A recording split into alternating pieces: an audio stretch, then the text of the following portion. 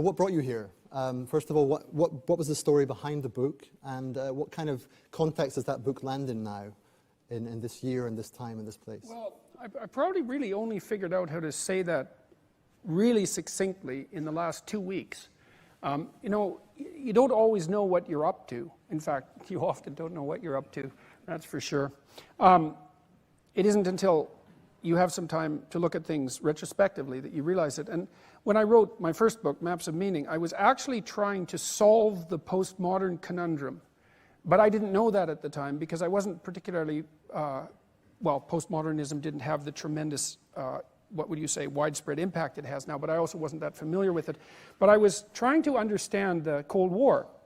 And I was trying to understand two things. One was, why was it that belief systems were so important to people that they would risk putting being itself at risk to maintain the dominance of their particular belief system? So that was the first thing. And I'd already understood by that point that that was a psychological problem, not a political or an economic problem.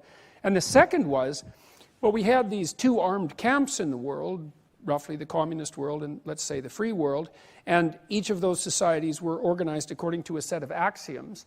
And the postmodern idea would be those axioms are arbitrary in any real sense. They're arbitrary, and it's only a matter, only power in some sense can discriminate between the two.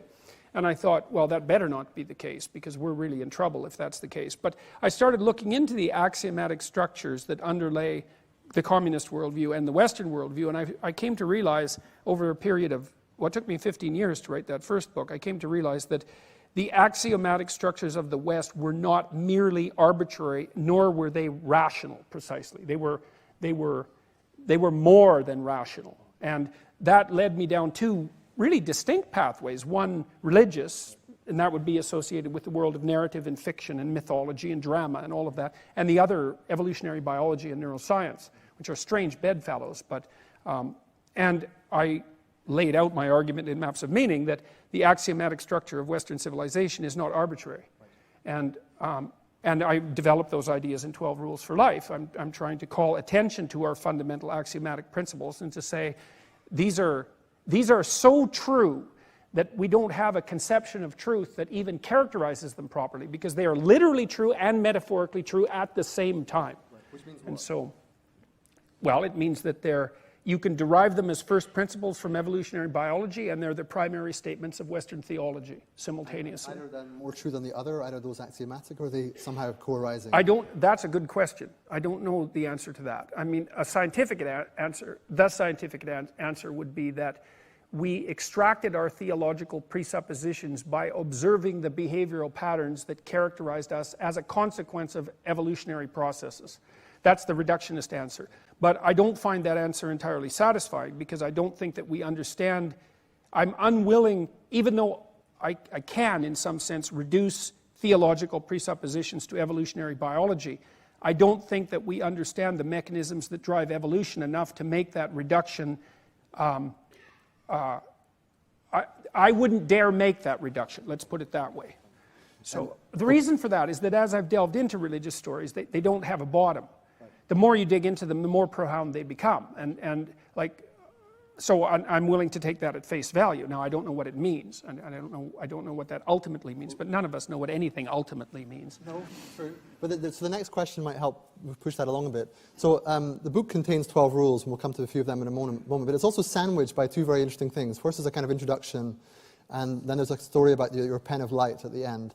Now, I want to speak about the beginning, where you speak about a dream you had, and you're saying as a clinical psychologist you reflect upon your dreams. Can you tell us a bit about this defining dream where you're sort of hanging from the ceiling in a church, and what it meant to you, and what follows for your understanding of your work?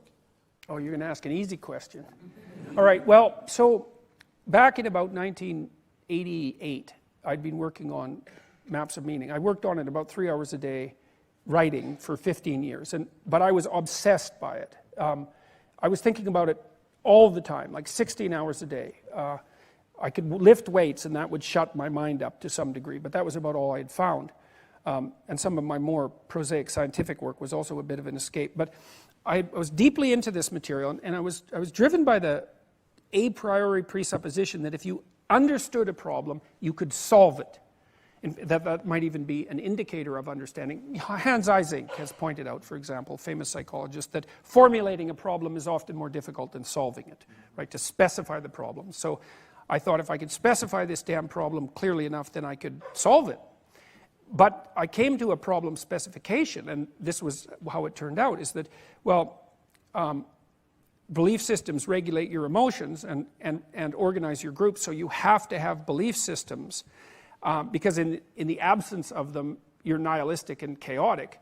But if you have belief systems and other people have them, then there's going to be conflict. And we're now too powerful to engage in that sort of conflict, so for me it was you're damned if you do and you're damned if you don't. And that was terrible realization, because I couldn't see any way out of having belief systems or not having them. And when both led to catastrophe, then, well, it was hopeless. And so I was deeply desperate about that, because I couldn't see a way through that. And that's when I had that dream. And the dream was essentially, I was laying on my bed at home in this little apartment I had in Montreal. This is all part of the dream. And this wind descended upon me and dissolved me into particles. And then the next thing I knew, I was in this massive cathedral, and in the dome. There was a chandelier that was suspended from the ceiling. And I was in the chandelier, and I could hardly see the walls of the dome. That's how large it was. And I could see people down below, and they were just tiny, you know. And I thought, what the hell? Like, I don't want to be up in this cathedral chandelier. It's like, what the hell am I doing here, man? This isn't good. I got to get down from here. And so then I kind of realized that I was asleep. And I thought, that's good. I'll just shake myself. I was experimenting with lucid dreaming at the time. I thought, that's good. I'll just shake myself awake. So I shook myself awake, and then when I woke up, I was still in the damn chandelier. I thought, well, that's not good. That's definitely not good. And so I got down, and I don't know how, and there were people giving me hell on the cathedral floor for being up there, and I thought, oh my God, yeah, well, I didn't want to be there, and so, like, go away. So then I went back home, and when I went home, I didn't want to be anywhere a wind could get me, so I went into the furnace room, and of course that's a place of transformation. I went into the furnace room, and there's a little cot there, and I laid down there, and, you know, covered my eyes and all of that, and prepared to go to sleep, and then the wind came back, and I knew it was going to put me right back there. And I woke up, like I was terrified at that point. I woke up, and the curtains were blowing in behind me on my bed. I was actually awake at this point, and I could see the cathedral doors in front of me when I woke up, and then I shook myself again, and I completely woke up. And that dream just bothered me to death, because there's an element of inflationary schizophrenic paranoia about it, you know, and that's the being placed in the cathedral at the center of things, eh? And so that worried me. And then I knew what the wind meant, because that's pneuma, that's spirit, right? That's the spirit that descends upon you. And it was insistent that I was going to be put back there. And I thought, I don't know what the hell to make of this. I don't know what to make of this. I don't know who to talk to about this goddamn dream. Like, what am I going to do about this? But I thought about it for a long time. And luckily, I was reading two things at the same time. I read Carl Jung's Relations Between the Ego and the Unconscious, which is actually a field manual about how to respond to a dream like that. Thank God. And it's the only thing like that that's ever been written. And you can't understand it unless you've had a dream like that. And then the other thing I was reading, Jung basically said, don't confuse yourself with archetypal realities. Right? Do not confuse the ego and the self. That's one way of thinking about it. And so I was being placed in this central position, but the I that was being placed there wasn't the ego.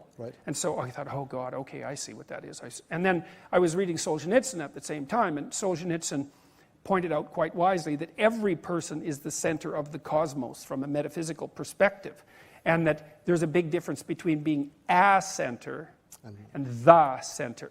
Right? And that's actually the difference between sanity and insanity. And so then it was out of that dream that I started to understand, it's too complicated to explain here, but I started to understand that part of the dream message was that the individual was at the center of reality. And that's what a cathedral represents. It's a cross with the dome of infinity on top of it. And through that, your work on the hero myth and the individual emerged, and then all the mythology and the religion and bringing you to the rules as well. Yeah, well, I started to understand that the alternative to group belief and nihilism was something like the continual transformation of belief and the continual quest for enlightenment and learning, that it was the quest itself rather than the consequences of the quest that were of fundamental importance, and that you could, like, you might say, well, here's what I believe firmly with boundaries, or I don't believe anything. It's like, well, those are the options. It's no, those aren't the options. That's order. That's chaos. You don't have to be either of those things. You can be the thing that's in the middle of those things, mediating between them. Right. And that's also when I started to untangle what the Taoists meant by the Right. Taoist symbol and all of that. We'll come to chaos and order in a second, but you're suspended from the ceiling, Yeah. the chandelier. What, figuratively speaking, is the optimal outcome when you're suspended from a chandelier? I mean, what do you want there? Do you want to become brought back down in amongst everyone else? Well, yes, Right. definitely that. No, but I would say also... Do you want them to go up? Like, how do we understand that? Well, it's dangerous to be suspended like that. It means that you're too much in your head. Right. Right. So there's a gap that has to be bridged. Right. But the other danger is that it's an Icarus danger in some sense as well. It's the danger of flying too close to the sun. Right. Right. The optimal response to that dream, and it was inevitable anyways, given the nature of the dream, was to accept that. Yeah. To accept that, you say, well, I am at the center of the cathedral. Right, right. Well, what does that mean? Well, I'm at the center of the cross. Yeah. What does that mean? Well, that means that you're crucified. What does that mean? It means that life is suffering. What do you do about that? Accept it. Bear the weight of it. Play the drama out. That's what the dream meant. Right. Yeah. So, man, so it's really something. So yeah, so I mean, I begin there because I mean, people, you've been called many things, you know, for some, many, and not all of them, you know, can be repeated, but, you know, conservative comes up sometimes, Christian certainly comes up, depth psychologist comes up, and many Hitler. others, you know, maybe Hitler comes up. Yeah. But I think individualist might be one of the most pertinent, if I'm not wrong. I think there's something about the way you carry yourself and what you argue, that you see something quite sacred about individual autonomy, and there's something about the individual sorting him or herself out that is quite core. It's not even that there's something sacred about it. That is what's sacred. Right. And that's different because, you know, sacred would be a category you could apply to anything and you could pick that. It's like, no, the source of what's sacred is that idea. Okay. Now, that's not the only sacred idea, but that's one of them. Okay. And there's a deep reason for that. Right. And and this is where it's tied into our biology itself, is that we live in groups, obviously, and we're deeply evolved to live in groups. So that's chapter 1. I talk about the comparison between our nervous system and the nervous system of the lobster, Yes, right? Diverging 350 million years, but still adapted to the group and still using the same neurochemical systems to mediate that adaptation. It's mind-boggling. So we're adapted to the group in the deepest possible sense. But we are simultaneously, and this is the thing that's unique about people, we are the revitalizers of the group. You know, even complex animals aren't that. Right. You know, like people say, well, do chimpanzees have culture? Right? Well, the answer to that is no, and here's why. Because let's say the chimps managed to produce a cultural increment of 0.1% per year. Well, if you allow that to compound over 2 million years, you'd have us, and they're not us, and so that didn't happen. So they don't have culture. Right. Now, human beings, we're both members of a species and member of a group, but we're also the force that transforms and revitalizes the group. And that's our essential nature. That's what we manifest in the world. If the group is to be sustained, and if the individual is to be sustained. Right. And so it's necessary for our social structures to reflect that. Yep. And then it's necessary for our articulated morality to reflect that. Right. Or we get confused and we start doing the wrong thing. Okay. Like we put the group before the individual. Okay, which brings me to rule 6. So you have many rules in the book, 12 exactly, including the last one's very cute. It's about if you see a cat on the street, you should pet it. But there's some of them are about, you know, standing up straight and watching your posture and things like this. So many rules, but one that sort of grabbed my attention, and I'm guessing others as well, is rule 6 says, make sure your own house is in perfect order before you criticize the world. Yeah, it's a dark chapter, that one. Dark, yeah, and challenging and controversial, and I didn't agree with most of it. You know, I admire most of the book and the ideas in it. I had challenges here, so I'll try and explain what I think they are. So apparently Mahatma Gandhi did not say, be the change you want to see in the world, which is sad for lots of people because we all love that saying, although he did live the message, right? So Gandhi did work hard on his own physical constitution. He was careful of what he ate. He made sure he managed his ashram carefully. He also was an activist. He went on salt marches. He petitioned the British government at the time. So he did sort his own life out, but it by no means ended there. He was embedded in this wider social and political conflict that he had to work on. And in the same way, when you say to a whole new generation, take responsibility, they're like, well, yeah, but my fear is that we're going to be inundated with climate change. My fear is that private actors like Google and Facebook now control the public realm. My fear is that artificial intelligence is getting way too intelligent and is actually risking taking on the world. For you. Here's a fear. Right. Your attempts to fix that will make it worse. Well, okay, this is the question, the heart of the matter. So on the one hand, you say, look, you don't have a clue what you're doing, stay out of it, right? But we live in democratic systems where it's our responsibility not to stay out of it. So how do you manage that? Because you seem to be saying... With humility. Humility, right. But humility doesn't preclude activism. Generally it does, yes. Why? But Why that does it doesn't mean that I'm saying that there is no situations under which political action or activism is justified, because there are clearly situations under which it's justified. But it's not the first thing that you should be taught how to do when you're an 18-year-old person going to university and you don't know a damn thing. So I don't doubt that there's callow youth. I don't doubt that people have a lot to learn. And they're not learning it from their professors either. That may be true. That may be true. But you're clearly, I mean, a big part of your narrative comes from that energy of resisting that kind of, circumventing it. Circumventing, but you're also saying, these people who complain about the world, they should just focus on their own what they can control themselves and work within that space. To begin with. But equally, there is a slight derision in the tone about people who actually care about bigger than self issues. It's not slight. Okay, it's big then. So bigger than self problems, which arguably... They don't care about them. They just act like they're just acting out the delusion that they care about them generally. You seem to be caught up I watch the activists at the universities. Right. I know what they're like. And we've seen the videos and we know that kind of confrontation. Yes. And I don't We've seen Wilfrid Laurier, for example. I've seen many, but I don't doubt that there are those who are like that. But there are many millions more, and I mentioned Gandhi, but arguably... You can't use him as an example. Okay, well, Buddha, for example. Or Buddha left his wife and child. Yeah, but you can't use them as examples. Okay, first of all, like Buddha's like Christ. It's like, well, there's Christ. It's, yeah. What do you mean? There's Christ in university activists? No, but there's... Like, Well, there's... So Martin Luther King, can I use him? Yeah. Right? So Martin Luther King had an affair. It was quite well known. His personal life was a bit complex. Yeah. But you wouldn't say that, he had to sort that out before he went to sort of try and deal with civil rights in the US. So I'm trying to get at the core of the tension. No, I would say that his own personal faults didn't preclude his social responsibility. Right. And it really is important to get that straight. But I would say that his own personal faults served as a detriment to his overall mission. Right. And then I'm not, believe me, I'm not saying that if I was in Martin Luther King's position, I would have done a better job. It's like, I am not saying that, man, not in the least. But back to the idea of sorting yourself out, it's like, well, first of all, it's a lot harder to do than you think. Yeah. I mean, I've run students through this experiment. We used to do existential experiments in my Maps of Meaning class, and so the existential experiment was identify one thing that you think that isn't going well that you could fix. And then go try to fix it. And then just document what happens. It's like, well, it's way hard. So let me tell you a brief story. I had one student whose mother had died, and the house was chaotic, and no one had picked up the necessary domestic responsibilities. And so he decided, and that wasn't good for anyone, and so he decided that he was going to step into the shoes of his mother.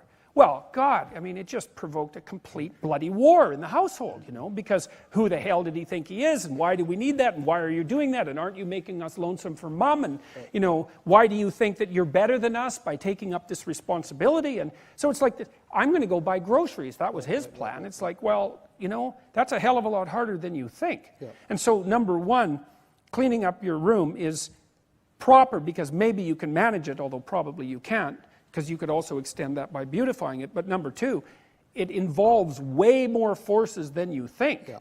And so, because to get your house in order is very, very difficult. But if it's so difficult, and I need to spend most of my energy and time dealing with that, who are the people who are going to be doing the other work that needs to be done socially and culturally and politically? Well, hopefully competent people, with any luck. People who've already done that. So okay, that's interesting. So you're saying it's a necessary transition. You're saying there's something about the life... Jesus, I'm saying something simple. If you can't make your damn bed, quit waving placards at corporations. It's like, Jesus, it's like, seriously, man. It's like, what the hell? What makes you can't get this tiny little part of the world that's actually right at your feet, functional. You have contempt for it. It's just my bedroom. That seems like gratuitous caricature of people. I mean, look... It's not gratuitous. Well, their flip on that is, look, why should I waste my time making my bed when we've got to deal with these problems in the world? Because you risk inflating your own ego by dealing with the problems of the world. So, it's the cathedral problem again. It's like, oh, I should be at the center of the universe. Right. So it's like, well, maybe not. I'm trying to find a resolution of this that goes beyond the existing cultural conflict around it. Because no doubt people need to attend to their own projection and their own limitations and have humility and some psychological insight and work harder on what they're directly responsible for. I don't doubt that. But I am concerned with a message that says that's all you should be doing, and until you figure that out, don't do anything else. No, I'm not saying that's all you should be doing. But you are saying you have to do it first. Before you can do that, you should be very leery of assuming that when you try to do something else, you won't just make it worse. And you will. Right. Look, I've dealt with people who've dealt with complex systems for a very long period of time. Right. And I know the difference between someone who can make a complex system better and someone who will make a complex system worse. And most people will make a complex system worse. Okay. That's for sure. So that's... Okay, that's good, because that's coming to the question of development and the question of human maturation and the question of what it means to unfold throughout the lifespan. So just to try and distill that last point, you're sort of saying don't begin and end with your own responsibility of cleaning your room and sorting your personal and immediate affairs out, but realize that until you can do that, you may be lacking certain forms of competence that might make you doubt whether you should be quite so visceral and adamant about your political views. Precisely that, yes, and it's exactly the opposite of what students are taught in universities. But you're not saying don't care about those things or don't act on them, but just while you're doing them, attend to your own limitations and competencies. Well, I'm saying you should be aware of your own competence and your limits, and that's especially true if you're very young, because like, what the hell do you know? You haven't done anything. You're like, I tell 18-year-olds, 6 years ago you were 12. It's like, what the hell do you know? You haven't. You're under the care of your family or the state. You haven't established an independent existence. You haven't had children. You haven't started a business. You haven't taken responsibility for anything. You don't have a degree. You haven't finished your courses. You don't know how to read. You can't think. You can't speak. You're ill-kempt. You don't know how to present yourself. Well, Jesus, you know, and it's just not right to tell people in that situation that they should go out and change the socioeconomic structure of the culture. What those children or young people observe are not wise adults managing complex systems adeptly. They see people giving subsidies to fossil fuel companies. They see people they see activists teaching them at the university who are no smarter than they are. Jordan, and they think, well, I can do that. You're so hung up on the university experience. We keep coming back to this issue of the activists at the university, which is clearly very salient for you. But for those who are not there, it's frankly alienating. Because your other work is so fantastic, but it keeps coming back to this narrative of these slightly callow students who are maybe a bit over-enthusiastic about a political issue. Well, I'm more concerned with their professors than with the students. Okay, also the professors. And I'm concerned about the professors because they've completely corrupted the humanities. And the humanities are the core of the university. And by corrupting the humanities, they're corrupting the fundamental structure of our civilization. And they're spreading that out into the general culture. But and there's no excuse for that. They may be doing that, but simultaneously others are corrupting the ecological foundations, the social foundations. Democracy is arguably dying. There are real problems that are existential threats at a different level. There's a whole large variety of existential And I don't think threats. that's happening principally because some people are being taught feminist theory in the University of Toronto. It's not that. It's something else, much bigger and broader and deeper, that when people raise these issues, you focus on that small issue, not the big ones that they're worried about. Well, it depends on the issue, I suppose. I would say that climate change, for example, just for argument's sake. Well, what should I say about climate change? Well, what should you do? Did you drive here? No, I didn't. What did you do? How did you get here? I took public transport. Okay, well, you know. But that's not really. But again, that's hardly the point. I mean, well, no, it is the point. It is the point because it's part of the problem with climate change is irreducible complexity. Right. It's like there's a cost to our existence, and the cost is externalization. Yeah. Right, externalization of costs, and we don't know how to manage that. Right. And I would say, should we be concerned about it? It's like, yeah, absolutely. Do we know how to be concerned about it? Not really. Not really, right. So then how do we learn? That becomes the question, right? So the younger generation who are I likely can give to you be an example. more directly affected, the kinds of people in developing countries and younger people who feel the pinch of this all the more because they can see, for example, New York, the chance of it being underwater by the end of the century is not negligible. And therefore, they're looking for a response that really matters to them. And when you think about responsibility, that's easy. That's easy. No, but their view is don't patronize me about my bedroom when I've got the planet to save. I'm not patronizing you. I think your bedroom is important. I'm just saying that there is a There is a voice. No, I understand. I think your bedroom is important. Right. Yeah, I mean, they no, might but I too, seriously but they think the that. whole planet is more important. They're more concerned about that. And why is that wrong? Your bedroom is a microcosm of the planet. Right. Well, tell us about that then. Well, let's go back to the climate issue here first, because there's this guy that I'm aware of. His name is Boyan Slat, and I'm going to talk to him in the relatively near future, I think. And he's a model for young people. he went out scuba diving when he was 17, and there was a lot of plastic, you know, and that sort of bothered him. And then he started thinking about manta rays and how they move through the water, and then he noticed that most of the plastic was in the top 6 inches, and then he thought, I wonder if I could build a machine that was like a manta ray that would float on top of the water. And anyways, to make a long story short, he's devised a way to rid 50% of the plastic in the world's oceans within 5 years, and has spent the last 6 years developing that, and is well on the way to implementing it, and it looks like it might work, and he's going to be able to make a profit from it, just to add that extra bit of punch. Yeah. And so Boyan Slat, I would say, it's like, I don't know if his room was clean or not, but there was something about him that was dead on, because when he looked at a problem like that, he thought, I'm not going to go out there and tell a bunch of other people what they're doing wrong so that they can solve it. I'm going to bloody well fix it. And that's what I'm telling young men in particular to do. Although, you know, if young women want to do that, it's like, great, more power to them. But, you know, people say, well, I'm taking climate change seriously. I'm going out to protest. Like, you're not taking it seriously. That's not serious. Serious is you're going to devote 80 hours of your life to it for the rest of your life, right? You're going to work on that so intently that you're not even going to think about anything else. Like, that's serious. So what you care about is clarity of intent. And real purpose, the real sort of what's the underlying motivation of these activists. It's not that they have the wrong concern as such. Oh, they might even have the wrong concern, but there's error at all dimensions. They're not taking anything seriously. But my point is they can't wait for the grown-ups to fix it, nor do they really feel they have the time to become sufficiently mature and complex to deal with the adept dealing with a complex system that, frankly, none of us really know how to deal with at that level. They have to wait for that, because you can't fix a military helicopter unless you're a mechanic. Right, but with there's no but. It's just as simple as that, is you cannot fix a complex system unless you understand it. You can't.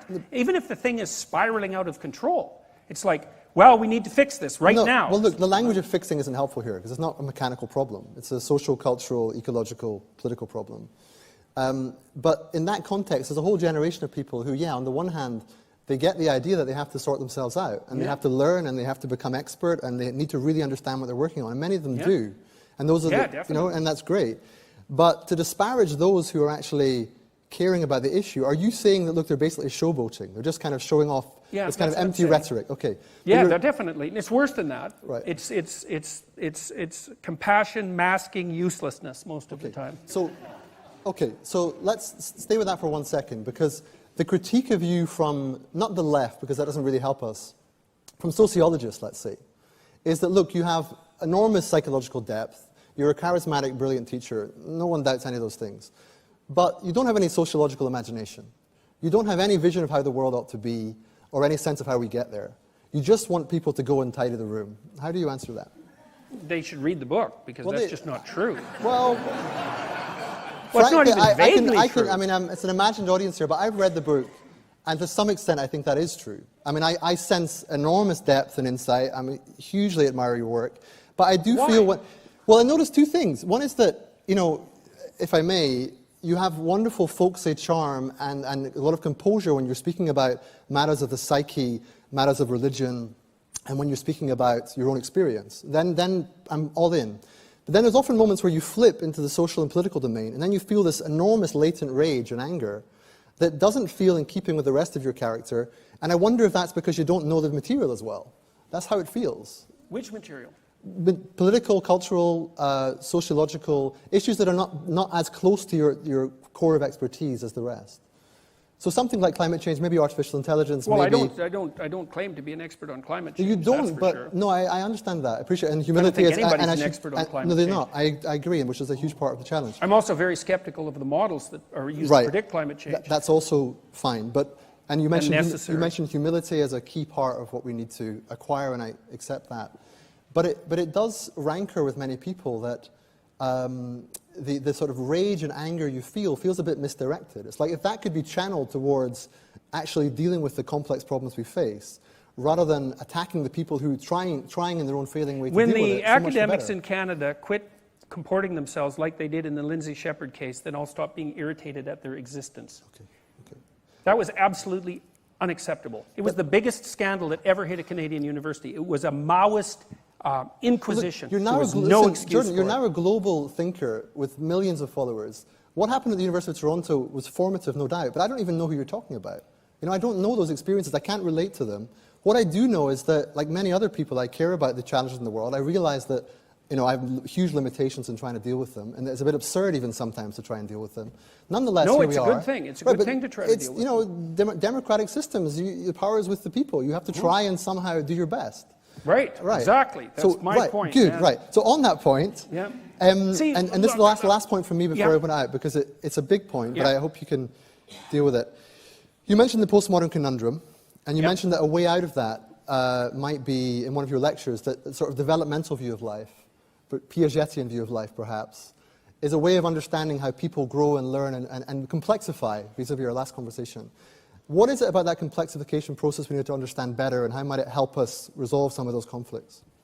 Well, one of the things, and this is an idea that I've been trying to articulate more precisely more recently, is, I suppose, is that, as I mentioned before, I don't think that the axioms of Western civilization are Western axioms. Right. I think they are accurate articulations of universal axioms. Right.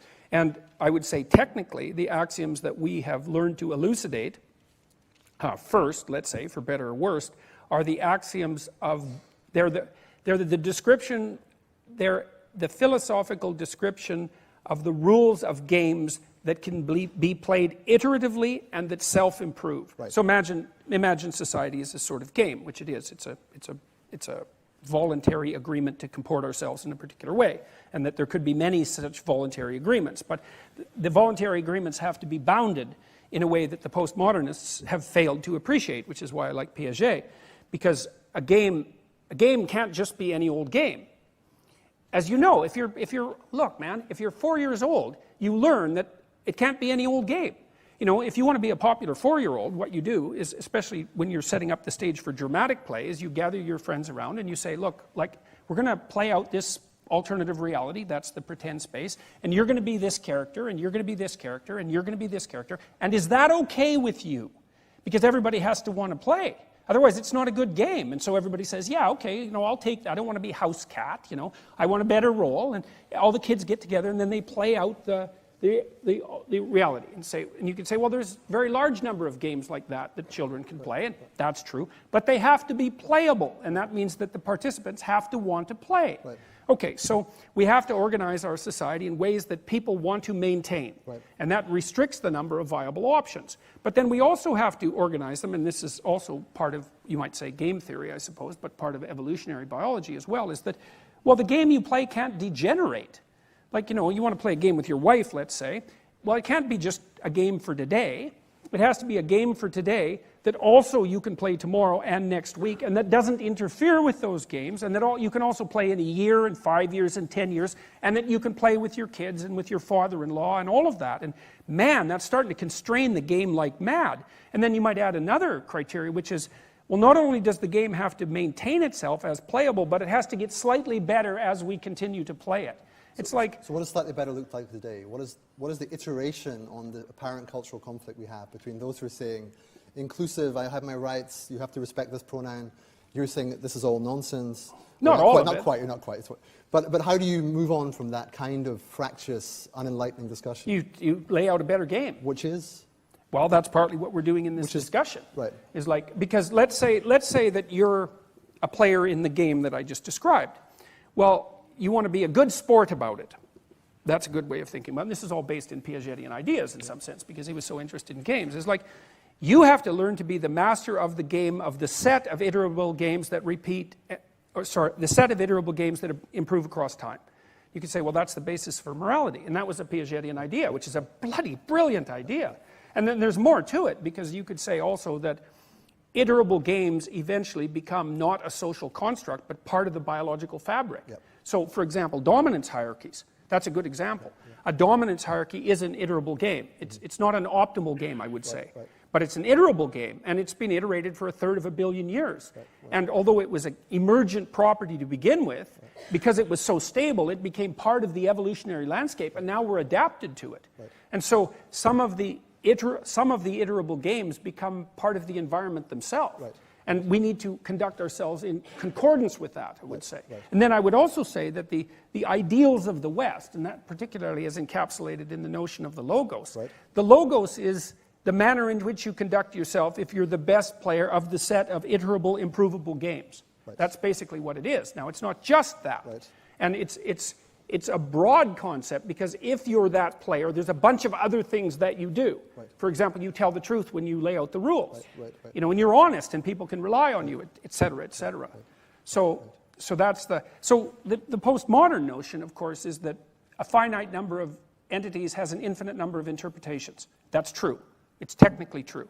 It's what brought AI to a halt for like 30 years while people were trying to sort out how to make machines perceive reality, because perceiving reality turned out to be way more complicated than people thought. So it is true that there's an infinite number of potential interpretations. What is not true is that there's an infinite set of viable interpretations.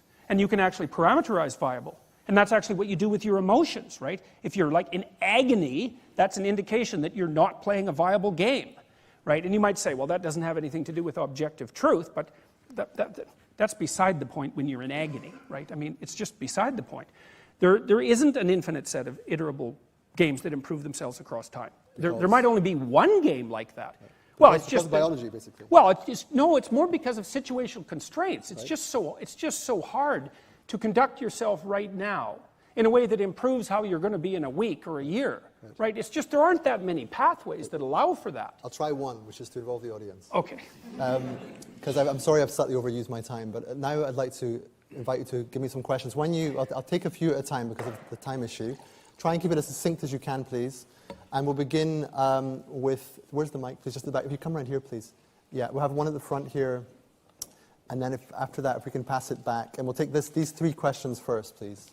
I'm interested in how much of of what you have to say is more aimed at men, right, and how much aimed at women. I occasionally get little flickers of a sort of Kinderküche, Kirche thing, which I hope isn't there. Great. Sorry, the last phrase? The Kinderküche, Kirche, women, you know, the children, kitchen. Yep. Church. Yeah. Okay. And I like a lot of what you say, and I hope very much that's just... We'll hold the gender... That's a big question, so we'll come back to that. Yes, the gentleman behind you, please. You talk about a system of beliefs. Does these beliefs need to be religious, or somebody being humanistic, for example, can play your game? Okay, great, thank you. And then there's one behind you, we'll take that as well.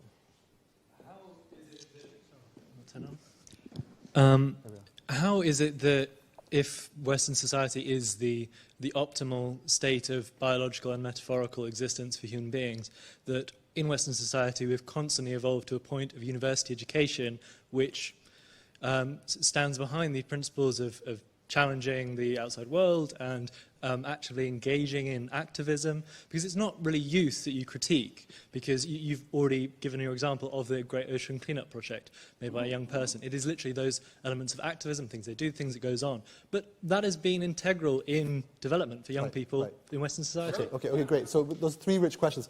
I want to begin with the gender one, because for those who heard it, there was a Radio 5 live interview that you had, I believe, yesterday, where you ended on a very emotional note about this question, about the fact that people coming to your lectures are roughly 80% men, and often men under sort of 35 or so, saying thanking you deeply for sort of recognizing them and the challenges they're facing. But there are also those who feel the mood music is somehow wrong, that somehow this hasn't caught up with the last 50 years of gender emancipation and so forth, and there's slightly too much fixation on men and women being somehow, their mode in life is to attract a suitable mate, and that comes up a lot in the book, by the way. So how do you feel about the gender question? Why are men particularly drawn to your work, and to what extent can you maybe redress the balance a little bit in terms of what people are hearing? Well, it isn't obvious to me why men particularly are drawn to my work. It might just be a side effect of YouTube, for all I know, because YouTube is where I put my lectures, and YouTube is primarily men. Now, why that is, I don't know, any more than I know why Tumblr is primarily women. So it could be just a sample bias, as far as I can tell, but maybe it's not. Maybe there's something that men are more desperate for at the moment than women, and I think that's probably true, because I think that men are in a more in a state of existential crisis than women are. And it's partly because it's kind of obvious what women should do. You know, it's like, well, yeah, they should have a career and have a family. It's like, well, that'll keep you busy, especially between the ages of 20 and 35. It's like, that's enough, man, to try to get those two things right. And you have to do it before you're 35. And so and it's different for men because? Well, men don't have to do it before they're 35. So just age-wise? Yeah, but it's not just. I mean, age kills you. It's a big deal.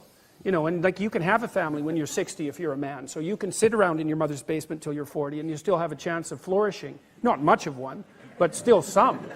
You know, so women are in a much tighter time frame. And so I think that they're quite oriented towards action in the world and quite desperately oriented. And, you know, that's a catastrophe because it's desperation, but it also gives them purpose, that's for sure. And then with regards to the gender question more broadly, it's like there seems to be this idea that if I'm concentrating on strengthening masculinity, I would say rather than men, by the way, just to be properly postmodern about it, well done. that in some sense I would be doing women a disservice. It's like, what the hell is that supposed to mean? No, I don't think it's disservice. It's something about people's perception of tone. Are you just saying that's just the way it is, that actually that's more an issue with the hearer than the speaker? Because I've heard a lot of people say the same thing, which is that you speak very forthrightly and clearly about masculinity. You connect it to the logos. You speak about order and chaos, and the masculine principle being the kind of ordering, and the chaos being the feminine. And you know, people read that today and go, "Are you sure? That's a bit controversial." That kind of thing. Well, I think part of it too is this, that we don't have a good mythological pattern for modern femininity, because modern females aren't like females 200 years ago, because they got control of the reproductive function. And so there isn't a deep mythos for a modern woman, because there have been no women in history that got control of the reproductive function. You might say, well, what is a woman who has control of her reproductive function like? And the answer to that is, we don't have a clue. It's only been around for 50 years. So what's the ideal for femininity? Well, you know, that's part of the culture wars. We don't know. Okay. And I'm sure there's someone who could be on stage who could ask you a brilliant rejoinder to that comment, but it's not me, alas. The question about belief systems, this is interesting about religion, because on the one hand, you're fearlessly going back into the Christian mythology and Bible stories.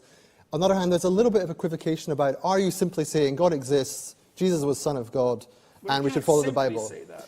But it can sound a little bit, you can't simply say it, I correct myself. There are moments where it feels like that is the good old religion that you're offering.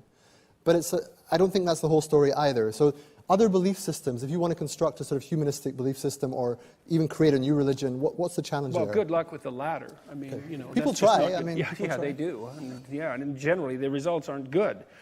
You know, but you've distinguished between ideology and religion before. Maybe that's a good way of trying to... the ideologies are fragmented religions, essentially. They use the same symbolic understructure, but they only tell part of the story. I could give you a quick example of that. I'll do it very quickly. So when the American West was settled, it was settled on the wave of an ideological story. And here's the story. Heroic individual, that's positive, bringing positive culture, that's the wise king, into virgin or into chaotic territory. That's the negative mother, essentially. So that's positive individual, positive culture, negative nature, right? And that's a motivating story, man, to heroically bring order into the untamed wilderness. It's like 1 million people a year from Europe come driven by that narrative. It's okay, well, here's the counter-narrative. Raping and pillaging individual, bringing the despolations of tyrannical culture into the virginal, wonderful, environmental, what would you call it? Utopia? Yes, of nature. It's like, yeah, man, you can get a long way with that story too.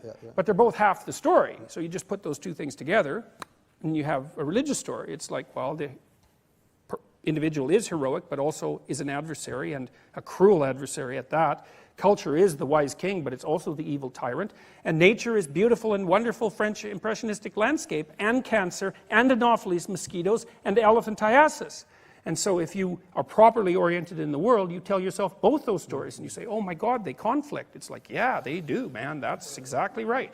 So an ideology just pulls out a subset of the religious characters and says, this is the entire reality. It's like, no, it's not. It's a parasitical meme, essentially. An ideology is a parasitical meme on a religious substructure.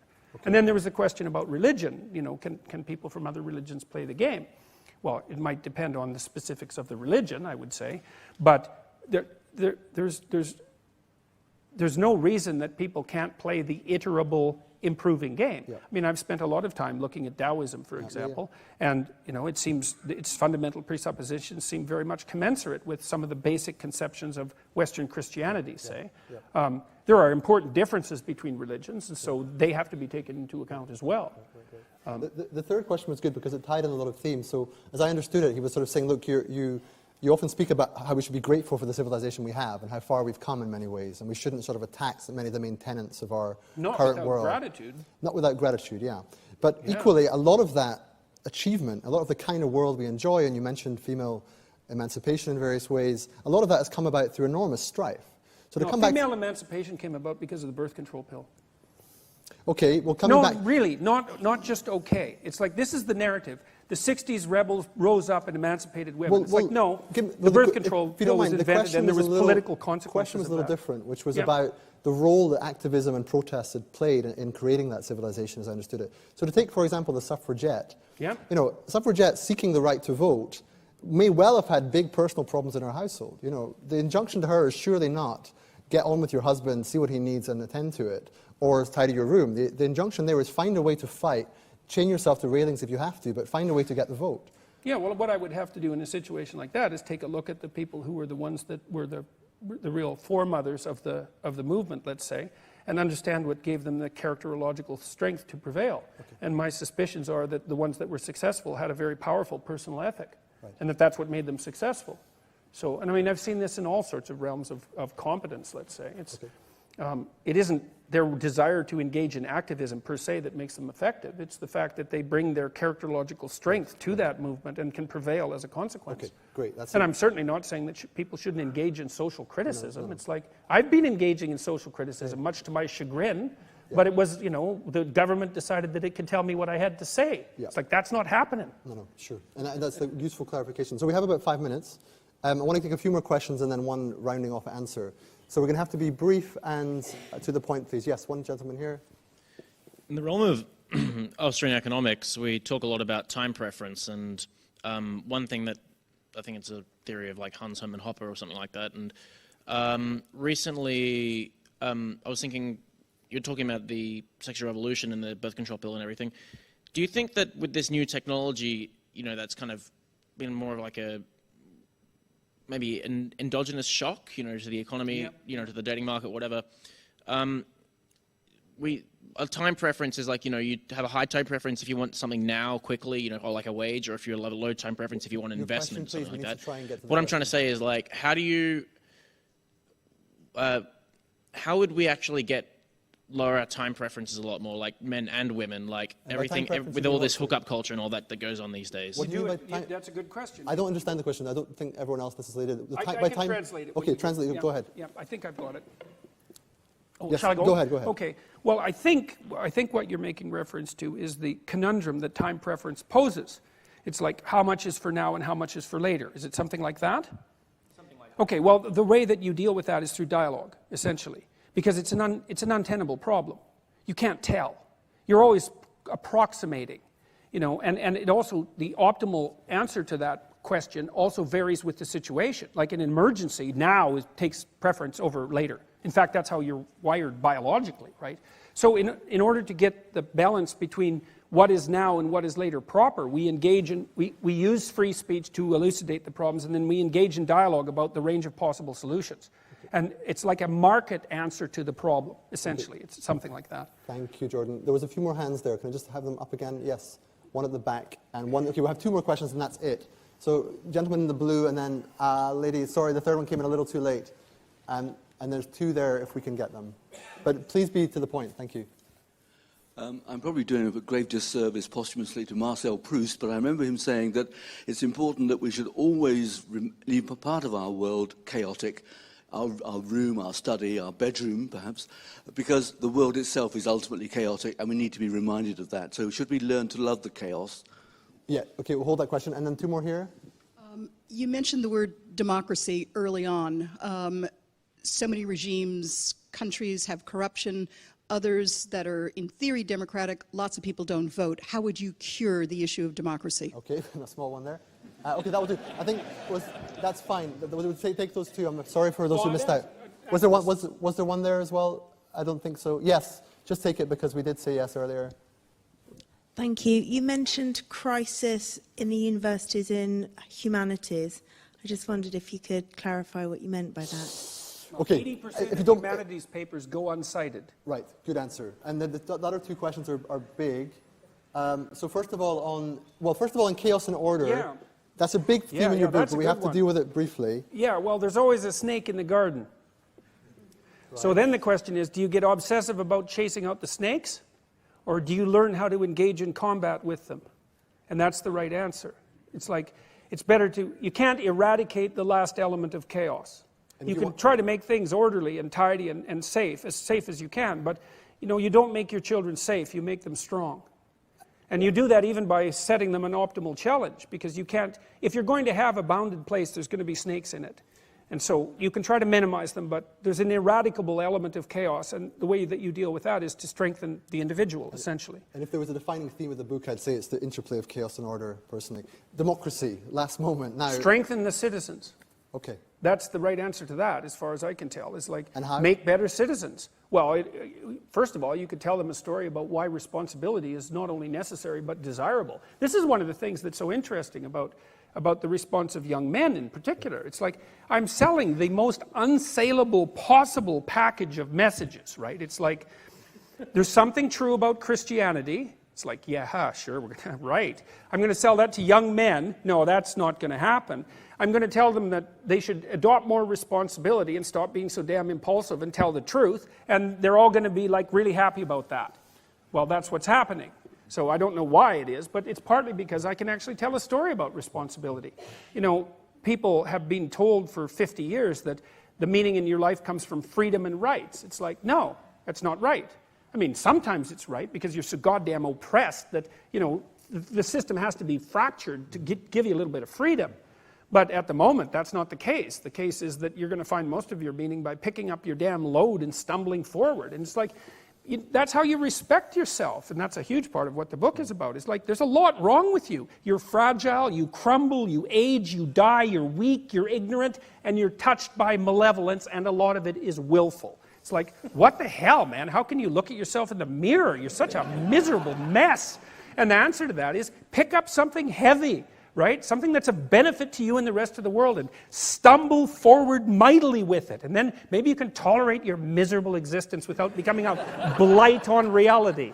Okay, so, and people find that funny as well. It's like, it's, you know, it's funny. It's like... So a lovely sort of tragicomic moment to end on.